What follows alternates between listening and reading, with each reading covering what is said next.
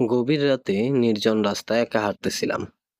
কাজ শেষ, ক্লান্ত শরীরে গাড়ি না পাওয়ায় ভাবলাম হেঁটেই চলে যাই।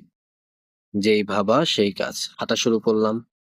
কিছু দূর যেতেই হঠাৎ পেছন থেকে পায়ের আওয়াজ শুনতে পেলাম। কেউ যেন আমাকে অনুসরণ করছে। বিষয়টা লক্ষ্য করে আমি হাঁটার গতি বাড়ালাম, কিন্তু শব্দটা কিছুতেই পিছু ছাড়লো না। ভয়ে গলা শুকিয়ে কাঠ। পেছন ফিরে তাকাতেই দেখি আবছা অন্ধকারে একটা ছায়া, চোখ দুটো জ্বলছে লাল হয়ে। এক মুহূর্ত আর দেরি করি না, আমি অনেক জোরে দৌড় দিলাম।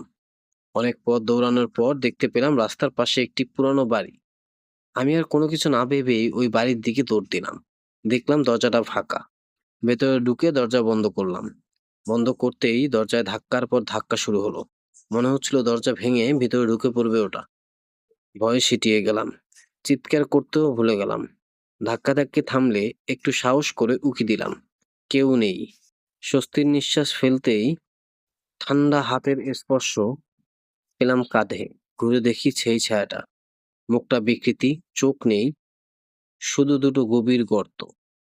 মুখ দিয়ে বেরিয়ে আসছে পচা গন্ধ, যেন মৃতদেহ পচছে। চিৎকার করে জ্ঞান হারালাম। সকালে চোখ খুলে দেখি আমি রাস্তায় পড়ে আছি। শরীরটা অবশ, মনে হচ্ছে যেন সব রক্ত চুষে নিয়েছে। আজও মনে পড়লে সেই বীভৎস মুখটা চোখের সামনে ভেসে ওঠে।